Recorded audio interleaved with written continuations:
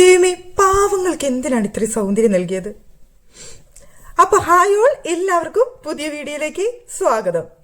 ഇത് IFEയുടെ മിസ് കേരള മത്സരമാണ് നടന്നത്. അതിൻ്റെ ഉള്ളിൽ ഒരു ഗസ്റ്റ് ആയിരുന്നു നമ്മുടെ രേണു സുധി എന്നാണ് എനിക്ക് മനസ്സിലാക്കാനായിട്ട് സാധിച്ചത്.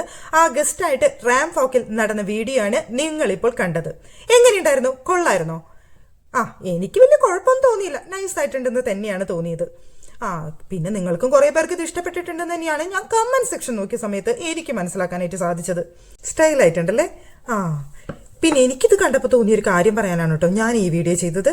ഞാനിത് ട്രോൾ ആണെന്നൊന്നും വിചാരിക്കേണ്ട. നമ്മുടെ വൈശാലി സിനിമയാണ് എനിക്കിത് കണ്ട സമയത്ത് ഓർമ്മ വന്നത്. 2025 വൈശാലിയാണെന്നാണ് ഞാനിപ്പോൾ വിചാരിക്കുന്നത്. 1989 മറ്റാണ് നമ്മുടെ വൈശാലി മൂവി ഇറങ്ങിയിട്ടുള്ളത്. ആ സമയത്തെ വൈശാലിനേക്കാൾ കടത്തി വെട്ടിയോ ഈ വൈശാലി എന്നാണ് ഇപ്പോഴത്തെ എന്റെ സംശയം. ഇനിയിപ്പോൾ എങ്ങാനും ഭരതൻ ജീവിച്ചിരുന്നെങ്കിൽ എടുത്തുകൊണ്ടുപോയാനെന്ന് എനിക്ക് തോന്നുന്നത്. അത്രയും ഫിഗർ അല്ലേ? മൊത്തത്തിലൊന്ന് കൊള്ളാല്ലേ? ഫ്രണ്ടിലും ബാക്കിലൊക്കെ ഇത്തിരി വെച്ച് കിട്ടി ഒഴിച്ചു കഴിഞ്ഞാൽ ബാക്കി മൊത്തത്തിൽ കൊള്ളാൻ തന്നെയാണ് എനിക്ക് തോന്നിയത്. പിന്നെ ബോറൊന്നും പറയാനായിട്ടില്ല. അത്ര വൾഗറായിട്ടിരിക്കുന്നു, അത്ര ബോറായിട്ടിരിക്കുന്നു എന്നൊന്നും പറയാനായിട്ടില്ല. അതുകൊണ്ട് പിന്നെ വലിയ കുഴപ്പമില്ല, നൈസായിട്ടുണ്ട്. സംഭവം കൊള്ളാം. പക്ഷേ ഒരു കാര്യമാണ് എനിക്കിതിൽ പ്രധാനമായിട്ടും പറയാനുള്ളത്. എൻ്റെ പൊന്നു രേണുസുധി, ജീവിക്കാൻ വേണ്ടിയിട്ടാണ്, ഫുഡ് കഴിക്കാൻ വേണ്ടിയിട്ടാണ് തുണി അഴിച്ചതെന്നൊന്നും പറഞ്ഞു വന്നേക്കരുത്. അത് മാത്രമാണ് എനിക്കിവിടെ പറയാനുള്ളൂ. ഇപ്പൊ മോഡലിംഗ് ചെയ്യുന്നതും എത്രത്തോളം ഡ്രസ്സ് ഇടണം എന്നുള്ളതും, ഇനിയിപ്പോൾ ഡ്രസ്സ് ഇല്ലാതെ നിൽക്കണമെന്നുള്ളതും, ഇനിയിപ്പോൾ ബിക്കിനിട്ട് ഷൂട്ട് ചെയ്യണം എന്നുള്ളതൊക്കെ അതൊക്കെ നിന്റെ ഇഷ്ടം. പക്ഷേ ഇവിടെ ഈ ഡയലോഗുമായിട്ട് മാത്രം വന്നേക്കരുത്. 3 നേരം ഫുഡ് കഴിക്കാൻ വേണ്ടിയിട്ടാണ് ഞാൻ തുണി അഴിക്കുന്നതെന്നും പറഞ്ഞുകൊണ്ട് മാത്രം വന്നേക്കരുത്. അത് ഞാൻ സമ്മതിച്ചു തരത്തില്ല. ഫുഡ് കഴിക്കാനായിട്ട് ഇഷ്ടപ്രകാരം തൊഴിലുകളുണ്ട്. ഇപ്പോൾ നീ തന്നെ ചെയ്യുന്നുണ്ട്, ആക്ടിങ്ങും മറ്റു കാര്യങ്ങളൊക്കെ ചെയ്യുന്നുണ്ട്. ആ വകയിലൂടെ തന്നെ ഇഷ്ടപ്രകാരം കാശ് ജീവിക്കുക. ഇഷ്ടപ്രകാരം എന്ന് വെച്ച് കഴിഞ്ഞാൽ ഇപ്പോൾ കുറേ സമ്പാദിക്കാമെന്നല്ല ഞാൻ ഉദ്ദേശിച്ചത്, ജീവിക്കാനുള്ള കാശ്. 3 നേരം ഫുഡ് കഴിക്കാനും അത്യാവശ്യം കാര്യങ്ങൾ ചെയ്യാനുള്ള പൈസ എന്തായാലും അതിൽ നിന്നുണ്ടാക്കാം. പക്ഷേ ഈ തുണി അഴിച്ചുകൊണ്ടുണ്ടാക്കുന്നതും ഞാൻ ജീവിക്കാൻ വേണ്ടിയിട്ടാണെന്ന് മാത്രം പറഞ്ഞു വന്നേക്കരുത്. അതിനുള്ള കൃത്യമായിട്ടുള്ള ഉത്തരം ഇങ്ങനെ തന്നെ പറഞ്ഞേക്കണം എന്നാണ് എനിക്ക് പറയാനുള്ളത്. എനിക്ക് ഈ മോഡലിംഗ് ഫീൽഡ് ഭയങ്കര ഇഷ്ടമാണ്, എനിക്ക് ആക്ടിങ് ഭയങ്കര ഇഷ്ടമാണ്. അതുകൊണ്ട് തന്നെ ഞാൻ ഈ ഫീൽഡ് തിരഞ്ഞെടുക്കുന്നു, എനിക്കിഷ്ടമുള്ളത് ഞാൻ ചെയ്യുന്നു. അങ്ങനെ മറുപടി പറഞ്ഞു കഴിഞ്ഞാൽ അതിലൊരു മാന്യതയുണ്ട്. അല്ലാതെ മറ്റേ ഡയലോഗ് ഉണ്ടല്ലോ, അതും പറഞ്ഞുകൊണ്ട് ഇനി ഇന്റർവ്യൂവിൽ വന്നിരുന്നേക്കരുത്. എന്തായാലും സംഭവമൊക്കെ നൈസായിട്ടുണ്ടെന്ന് ഞാൻ പറഞ്ഞല്ലോ. ബോറൊന്നല്ലാത്തതുകൊണ്ട്, അത്ര തടിയൊന്നും ഇല്ലാത്തതുകൊണ്ട് വലിയ കുഴപ്പമൊന്നുമില്ല. ഞാനിപ്പോൾ ഒക്കെ നല്ലത് കണ്ടുകഴിഞ്ഞാൽ നല്ലതെന്ന് തന്നെ പറയണല്ലോ. ഇനിയിപ്പോൾ വൈശാലിനൊപ്പം എത്തുമോ അതോ വൈശാലിനെ കടത്തി വെട്ടുമോ എന്നൊന്നും എനിക്കറിയില്ല. എന്തായാലും ഇവിടെ എനിക്ക് ബോറായിട്ട് തോന്നിയ ഒരു ഒറ്റ കാര്യമുള്ളൂ. നമ്മുടെ ക്യാമറാമാൻമാര് എവിടെ വന്ന് നിന്നാലും പിന്നെയുള്ള ആക്ഷൻസും ആ ഭാവങ്ങളും അവർ പറയുന്നതിനനുസരിച്ച് കാണിച്ചു കൂട്ടുന്ന കുറച്ച് കാര്യങ്ങളും, അത് മാത്രമാണ് സഹിക്കാൻ പറ്റാത്തത്, അൺസഹിക്കബിൾ ആയിട്ടുള്ളത്.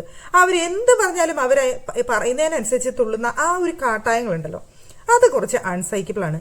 പിന്നെ ഒരു ഒറ്റ കാര്യം റാം വോക്കിൽ നടന്നപ്പോൾ തോന്നിയൊരു കാര്യമുണ്ട്. ആ വീഡിയോ കണ്ടു നോക്കട്ടെ, എന്നിട്ട് നിങ്ങൾക്ക് പറഞ്ഞുതരാം.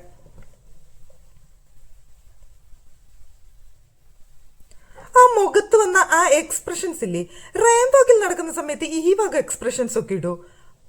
എനിക്ക് അറിയത്തില്ല, ഞാൻ റാംബാക്കിലൊന്നും നടക്കാത്തതുകൊണ്ട് എനിക്കറിയത്തില്ല. ഇനിയിപ്പോൾ എൻ്റെ തെറ്റാണോ എന്ന് എനിക്ക് പറയാൻ പറ്റത്തില്ല.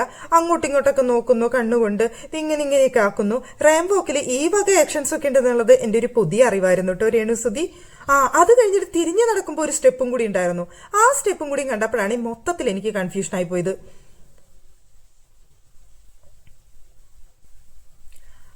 ഈ ഒരു സ്റ്റെപ്പ് കണ്ട സമയത്തേ എനിക്ക് നമ്മുടെ ദിലീപിന്റെ ആ സ്റ്റെപ്പാണ് ഓർമ്മ വന്നത്. മാങ്ങപ്പറി ചെളികുത്ത്, മാങ്ങപ്പറി ചെളികുത്ത്, ആ ഒരു സ്റ്റെപ്പാണ് എനിക്ക് ഓർമ്മ വന്നത് ഈ ഒരു സ്റ്റെപ്പ് കണ്ട സമയത്ത്. റാംബോക്കിൽ ഈ വക സ്റ്റെപ്പൊക്കെ ഉണ്ട് എന്നുള്ളത് ഒരു പുതിയ അറിവായിരുന്നു. എന്തായാലും റാംബോക്ക് അധികം കണ്ടിട്ടില്ല. പിന്നെ ഈ വക കാര്യങ്ങൾക്കൊന്നും ഞാൻ പോയിട്ടുമില്ലാത്തത് കൊണ്ട് ചിലപ്പോൾ എൻ്റെ കുഴപ്പമായിരിക്കാം. ആണെങ്കിൽ ഒന്ന് ക്ഷമിച്ചേക്കണേ, എനിക്കറിയാത്തത് കൊണ്ടായിരിക്കാം. നമുക്ക് അതിനുള്ള കഴിവൊന്നും ഇല്ലാത്തതുകൊണ്ട് നമുക്ക് ആ വഴിക്കൊന്നും പോയിട്ടില്ല, കാണാനുള്ള യോഗം ഉണ്ടായിട്ടില്ല, അതുകൊണ്ടായിരിക്കാം. ഇനിയിപ്പോൾ അവിടെ ഇഷ്ടപ്രകാരം പേര് റാം വോക്ക് ചെയ്തിരുന്നു. പക്ഷേ ഈ ഒരാളുടെ വീഡിയോ മാത്രമേ പുറത്തു വന്നുള്ളൂ. അതുകൊണ്ട് പിന്നെ ബാക്കിയുള്ളവരെയും കാണാനായിട്ട് പറ്റിയില്ല. അതുകൊണ്ട് അറിയാത്തതുകൊണ്ടായിരിക്കും കേട്ടോ. ആ ഒരു കാര്യം ഞാൻ അവിടെ മാറ്റി വെക്കുന്നുണ്ട്. പിന്നെ ഒരു കാര്യം പറയാനായിട്ട് വിട്ടുപോയി. അല്ല, ഈ വക കാര്യങ്ങളും അല്ലാതെയുള്ള കാര്യങ്ങളൊക്കെ ചെയ്തുകൊണ്ട് ഇപ്പൊ അത്യാവശ്യം കാശൊക്കെ കയ്യിൽ വരുന്നുണ്ടല്ലോ. ആ വരുന്ന പൈസയെന്ന് ആ കടം വാങ്ങിച്ച കാശുണ്ടല്ലോ, അതൊക്കെ ഒന്ന് തിരിച്ചു കൊടുത്തേക്കണേ. അല്ലാന്നുണ്ടെങ്കിൽ നാണക്കേടുണ്ട്. ഈ വക കാട്ടായങ്ങളൊക്കെ കാണിക്കുകയും ചെയ്യും സോഷ്യൽ മീഡിയയിൽ ഇരുന്നിട്ട്. പിന്നെ വാങ്ങിച്ച കടങ്ങളൊന്നും കൊടുക്കത്തൂല എന്ന് പറഞ്ഞു കഴിഞ്ഞാൽ അത് മോശമല്ല എൻ്റെ പൊന്നുരേണു. ആ പാവം മരിച്ചുപോയ മനുഷ്യനിപ്പോ സോഷ്യൽ മീഡിയയിൽ നാറിക്കൊണ്ടിരിക്കുക സത്യത്തില്. അദ്ദേഹം മരിച്ചുപോയ സമയത്ത് ഇത്രയും മോശപ്പേരൊന്നും ഉണ്ടായിരുന്നില്ല. ഒരു നല്ല മനുഷ്യൻ, നല്ല കലാകാരൻ എന്നുള്ളൊരു പേര് മാത്രമേ ഉണ്ടായിരുന്നുള്ളൂ.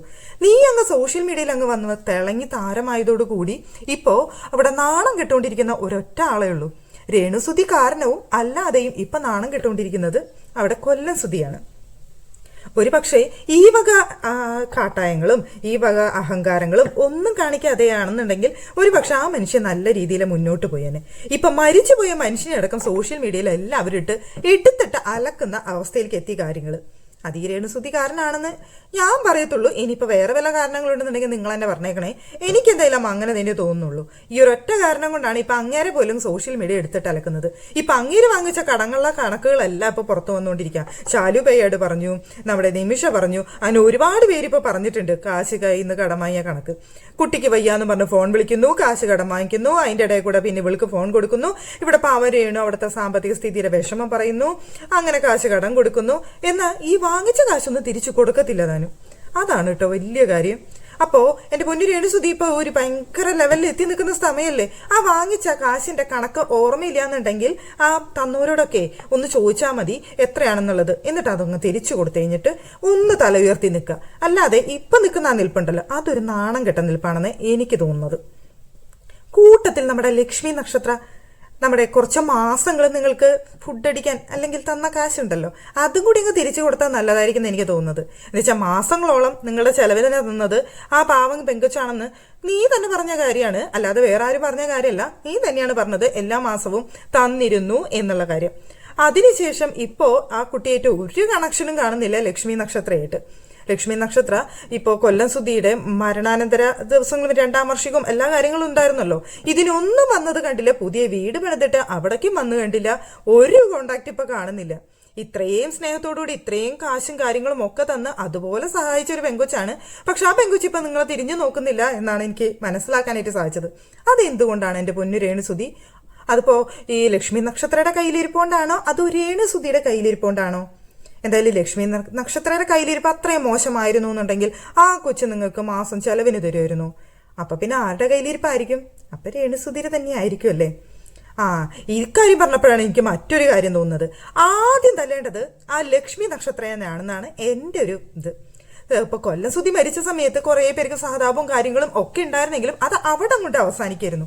പക്ഷെ ഈ ലക്ഷ്മി നക്ഷത്രയാണ് ഇത് സോഷ്യൽ മീഡിയയിലേക്ക് കൊണ്ടുവന്ന് വലിച്ചഴിച്ച് ഇത്രയും പ്രശ്നങ്ങൾ ഉണ്ടാക്കിയത്. ഇവിടെ ലക്ഷ്മി നക്ഷത്രയുടെ കരച്ചില് കാര്യങ്ങൾ ഇതൊക്കെ വന്നു. അതിനുശേഷം ഇവരെ വെച്ച് വീഡിയോ എടുക്കുന്നു, ഇവർക്ക് കുറെ കാര്യങ്ങൾ ചെയ്തു കൊടുക്കുന്നു, അതിനുശേഷം പെർഫ്യൂം ഉണ്ടാക്കുന്നു, അതിന്റെ വീഡിയോ ചെയ്യുന്നു. എന്നിട്ട് എല്ലാവരും കൂടി ലക്ഷ്മി നക്ഷത്രയുടെ നെഞ്ചത്തോട്ടായി കയറ്റം. സോഷ്യൽ മീഡിയയിലുള്ള മൊത്തം ജനങ്ങളും പാവം അതിനെ കുറെ തെറി വിളിച്ചായിരുന്നു കേട്ടോ ലക്ഷ്മി നക്ഷത്രയെ. പക്ഷേ പാവം പിടിച്ച പെങ്കൊച്ച് ഇവരെ സഹായിച്ചതിനെയാണ് ഇത്രയധികം തെറിവിളി കേട്ടതെന്ന് ഇപ്പോഴാണ് കേട്ടോ മനസ്സിലാവുന്നത്. ആ കൊച്ചി ഇത്രയൊക്കെ സഹായം ചെയ്ത് ഇത്രയൊക്കെ കാര്യങ്ങൾ ചെയ്തിട്ടും പിന്നീട് അവിടെ നിന്ന് ഇങ്ങോട്ട് ആ കൊച്ചിനെ കൂടെ കണ്ടിട്ടേയില്ല.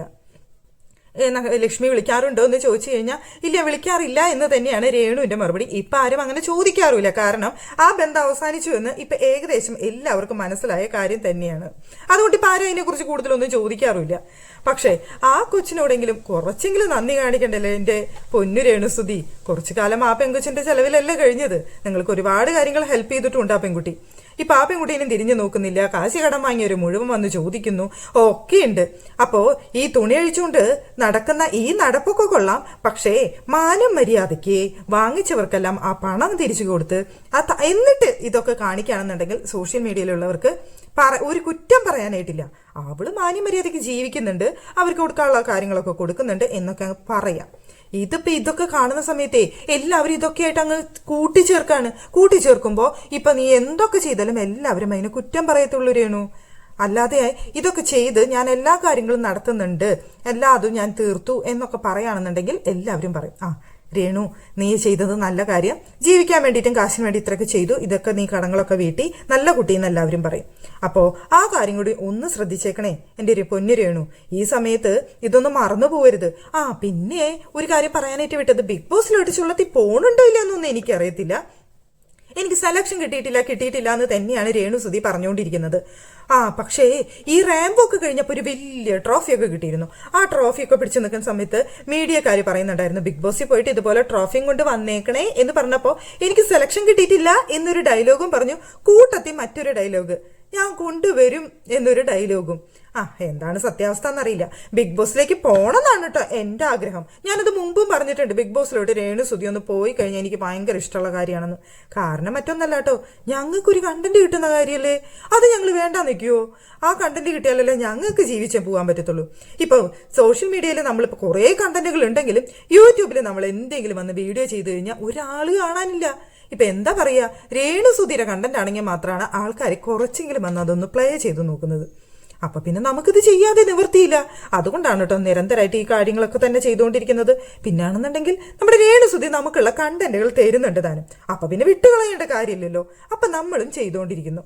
അതത്രയേ ഉള്ളൂ. അപ്പൊ എന്തായാലും ബിഗ് ബോസിലോട്ട് പോണേ എന്റെ രേണുസുതി.